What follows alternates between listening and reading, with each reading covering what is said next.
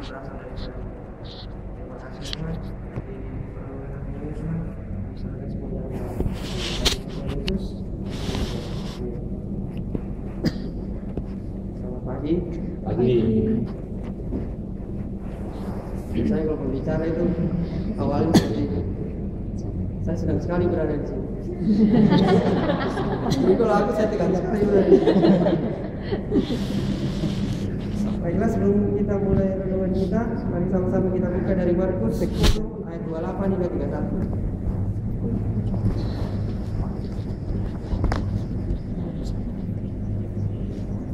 Markus 10 ayat 28 hingga 31.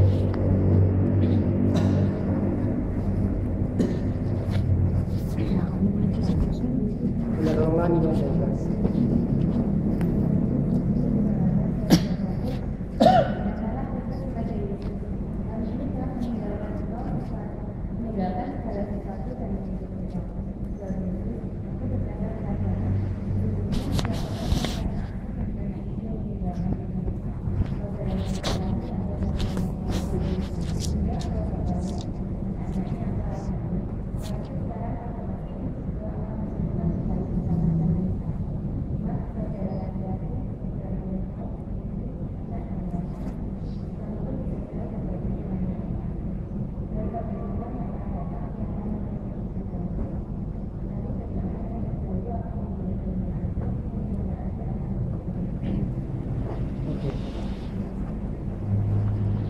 Pagi ini saya mau bercerita sedikit tentang pentingnya gereja.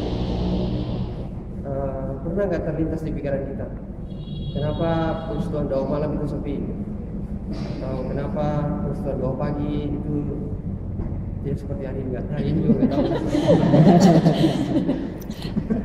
Atau seperti minggu lalu ya, mungkin yang doa pagi cuma 7 orang, 6 atau 9.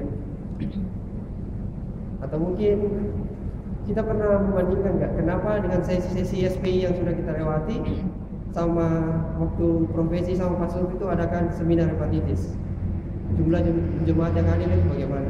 Jadi waktu kalau teman-teman tahu waktu seminar hepatitis itu sampai pengurusnya sendiri nggak dapat tempat duduk. Jadi mereka itu duduknya di kursi-kursi sekolah minggu yang kecil itu. Dibanding sama SPI itu setiap aku datang aku nggak susah selalu cari tempat duduk. Pasti ada saja yang kosong. Padahal sedangkan kita tahu semestinya SPI itu mendengarkan firman Tuhan dan belajar firman Tuhan itu jauh lebih penting daripada seminar hepatitis itu. Menurut saya yang lebih penting jauh kita bahas di SPI itu. Tapi kenapa justru peminatnya banyak di hepatitis itu? Atau mungkin karena ada beberapa faktor ya. Jadi manusia itu terlalu sibuk dengan pekerjaannya sendiri. Atau bisa saja mereka itu terlalu banyak berorganisasi di luar atau sibuk dengan tugas-tugas mereka sendiri kalau yang kuliah. Atau mungkin karena manusia juga beberapa ada yang malas, jadi mungkin mereka lebih memilih santai di rumah. Jadi sudah seharian di kampus, sudah seharian di kantor, masa harus ke gereja lagi, kan capek. Jadi saya pemikiran orang seperti itu.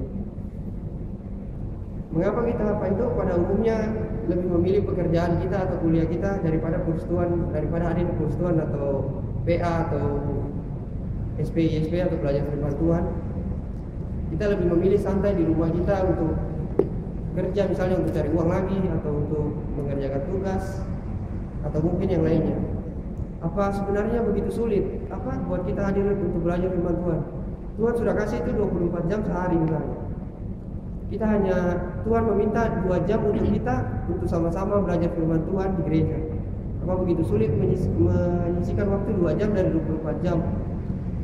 Ada 6 sampai 8 jam buat kita buat istirahat, 10 sampai 12 jam mungkin kita buat bekerja. Apakah begitu sulit buat kita untuk menyisihkan itu hanya 2 jam saja untuk belajar firman Tuhan? Mungkin hal ini terjadi itu karena sebagian manusia itu terlalu mementingkan dirinya sendiri. Manusia lebih memilih untuk mencari untung di luar ketimbang harus capek-capek belajar firman Tuhan atau untuk memuliakan Allah. Karena dengan bekerja keras orang itu pasti memikirkan, saya akan dapat uang lebih banyak atau karir saya akan maju atau dan sebagainya. Mungkin kita yang kuliah, saya akan belajar terus untuk meningkatkan ilmu saya, untuk meningkatkan prestasi saya, untuk mendapat pengakuan dari orang-orang kalau saya ini bisa belajar atau saya ini sangat terampil di bidang itu. Sebenarnya apakah kita rugi kalau kita datang persekutuan? Atau apakah kita rugi ketika kita harus datang 2 malam? Apakah kita harus datang PA atau belajar firman Tuhan di SPI? Sesungguhnya tidak. Dari bacaan yang kita baca tadi di ayat 28 itu, justru ketika kita itu mengikuti Yesus, ada upah yang luar biasa yang kita terima. Dengan meninggalkan segala sesuatu, berarti memprioritaskan atau mengutamakan Tuhan dalam hidup kita. Tuhan menjadi nomor 1 dalam segala hal. Terus dari ayat 29 sampai 30, dari ayat itu kita melihat janji Tuhan bahwa Tuhan akan menyertai kita bila kita mengutamakan hal kerajaan Allah dan meninggalkan segala sesuatu. Dengan kata lain, dari ayat 29 itu, ketika kita mengutamakan kerajaan Allah, maka Allah akan mencukupkan apa yang Allah pandang kita butuh. Dari ayat 30, nanti di masa yang akan datang kita akan menerima hidup yang kekal atau sejati. Ketika kita menerima Kristus sebagai Tuhan dan Juru Selamat dan mengambil komitmen untuk hidup mengikuti Yesus, maka disitulah kita akan mendapatkan hidup yang kekal. Untuk menunjukkan rasa syukur kita, maka kita harus menyenangkan hati Tuhan. Dengan menjalankan peran kita sebagai ciptaannya, memiliki relasi yang lebih dekat kepada Allah dengan bersekutu, melayani, dan sebagainya. Mengikuti Yesus itu nggak ada ruginya. Ketika kita ikut persekutuan atau kita ikut PA, itu kita semakin memperlengkapi diri kita untuk memiliki pengenalan akan Tuhan. Dengan pengenalan yang dalam akan Tuhan, maka kehidupan kita setiap saat itu bakal semakin memuliakan Allah. Saya mau sharing sedikit. Dulu itu saya tidak pernah datang persekutuan 2 malam. Mungkin 2-3 tahun yang lalu. Jadi setiap saya diajak ke persekutuan 2 malam itu, saya selalu beralasan, saya tidak bisa datang 2 malam, saya futsal. Dulu saya ke futsal rutinnya tiap Rabu. Jadi setiap ada orang-orang yang ngajak saya ke persekutuan 2 malam, saya tidak bisa, saya bilang saya futsal. Tapi pada satu titik ada satu kerinduan yang membuat saya itu datang di 2 malam dan meninggalkan futsal yang sebelumnya saya ikuti, saya setiap hari lakukan di tiap hari Rabu. Jadi sekarang itu alasannya berubah. Jadi setiap orang ngajak saya futsal, saya bilang saya tidak bisa, saya ada 2 malam. Jadi kalau dulunya saya beralasan saya tidak bisa 2 malam karena saya futsal, jadi sekarang saya tidak bisa futsal karena saya 2 malam. Terus apakah saya rugi dengan saya tidak futsal?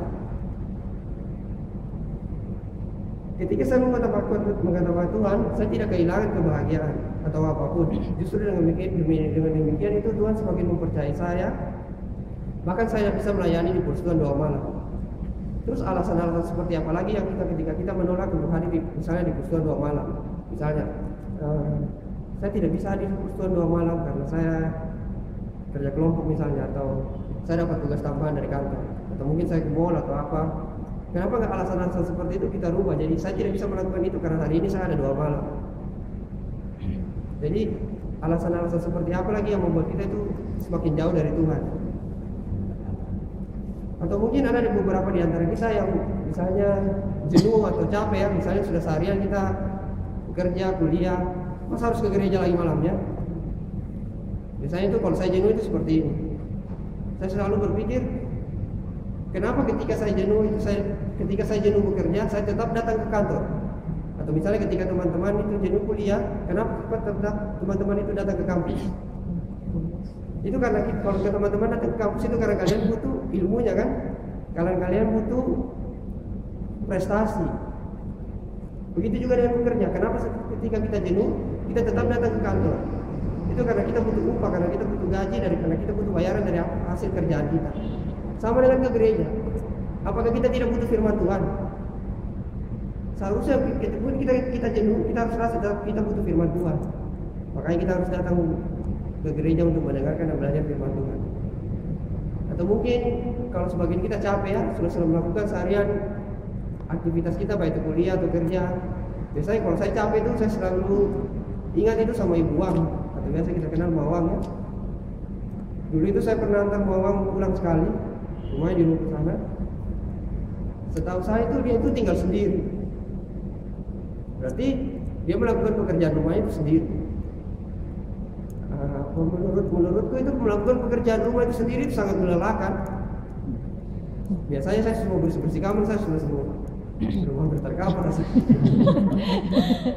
Apalagi Mawang itu yang kulihat dia tuh melakukan pekerjaan rumahnya sendiri. Tapi coba kita lihat seberapa sering Mawang itu datang ke gereja. Dia itu selalu hadir di PA, selalu hadir di SPI, selalu hadir di doa malam. Apa dia tidak merasa capek setelah melakukan sebagian kerjaannya di rumah terus harus hadir lagi ke gereja? Dari situ saya lihat apakah saya harus merasa capek? Fisik saya sama Mawang itu kuatan siapa sebenarnya? Mawang mungkin saya ajak keliling lapangan futsal satu kali sudah pulang. Ya, atau mungkin di samping itu kita sering kali lihat yang hadir kursuan doa malam, dia hadir di SPI atau PA itu pengurus-pengurusnya saja. Karena pengurus itu biasanya selalu ditekankan, oh kamu itu wajib datangin, kamu itu wajib datangin, kamu itu wajib datangin. Sebenarnya yang wajib itu justru harusnya menurutku itu jemaat. Pengurusnya itu wajibnya apa? Pengurusnya itu wajib mengajak jemaat atau membuat jemaat supaya dia tahu kalau dia wajib didatangi. Pengurusnya tidak hanya terpaku dia itu kewajibannya datangi, tetapi membuat jemaat itu hadir. Kalau kata Eko Suci itu kita jadi kepanjangan tangan Tuhan. Jadi seperti itu, jangan sampai justru malah pengurusnya malah mengajak pengurus lain kalau pengurusnya itu sudah malas. Itu mungkin malah justru lebih keterlaluan.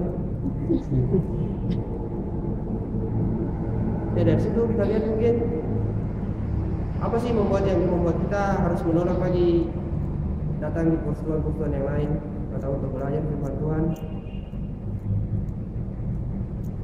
Ada banyak alasan yang membuat kita harusnya kita beralasan seperti itu untuk jauh dari rumah Tuhan. Terakhir saya mau bilang, tapi tentu saja bukan saja ketika kita datang ke Tuhan itu karena kita mencari berkat atau karena kita itu ingin masuk surga, atau mungkin ketika kita mengalami orang berat baru kita datang ke gereja, atau mungkin ketika ada acara-acara khusus baru kita datang ke gereja. Kadang-kadang kita tanya, oh hari ini pembicaranya siapa, temanya siapa, itu baru saat itu kita baru berpikir, oh bagus ya, jadi saya harus datang hari ini atau sebagainya. Kalau jika motivasi seperti itu, kita bukan memuliakan Allah justru, tetapi kembali fokus kepada diri kita sendiri. Jadi utamakan Tuhan dalam hidup kita, Tuhan nomor satu di dalam hidup kita. Dalam hal ini bukan berarti kita tidak usah bekerja, kita tidak usah kuliah, bukan. Tapi kembali kepada diri kita sendiri. Bagaimana cara kita membagi waktu? Bagaimana cara kita mengutamakan Allah dalam setiap kehidupan kita dan memprioritaskan Dia? Ketika fokus hati kita dan pikiran kita kepada Allah, maka kita tidak akan sulit untuk hadir-hadir di dalam persekutuan, PA atau kegiatan-kegiatan gereja yang lain. Mengapa? Karena kita tahu untuk apa kita hidup, yaitu untuk memuliakan Allah. Ketika kita hidup untuk memuliakan Allah dan menyenangkan hati Tuhan, maka Tuhan juga akan memberikan kita menurutnya apa yang bagian dari kehendaknya untuk kita. Kita tidak mungkin akan kekurangan ketika Allah bekerja di dalam setiap hidup kita. Mari melalui perenungan ini saya mengajak teman-teman sekalian kita sama-sama belajar bagaimana memprioritaskan Tuhan dalam setiap aspek kehidupan kita. Kita tolong hikmat itu berdoa. Bapak, terima kasih ya Tuhan, di pagi hari ini Tuhan boleh kembali mengingatkan kami bagaimana kami hidup bagi Tuhan, bagaimana kami menjalani kehidupan kami dengan memprioritaskan Tuhan di dalam kehidupan kami. Ajarlah kami Tuhan untuk senantiasa menjalani hari-hari kami dengan senantiasa memberikan yang terbaik bagi Tuhan, baik itu di dalam pekerjaan kami, baik itu di dalam studi kami, dan segala aktivitas yang kami lakukan. Kami bersyukur untuk Saudara Sandy yang sudah menyampaikan akan renungan ini Tuhan. Biarlah Tuhan juga boleh memberkati di dalam segala aktivitas, segala pekerjaan, bahkan juga kehidupannya. Di dalam nama Tuhan Yesus kami menyerahkan kehidupan kami. Amin.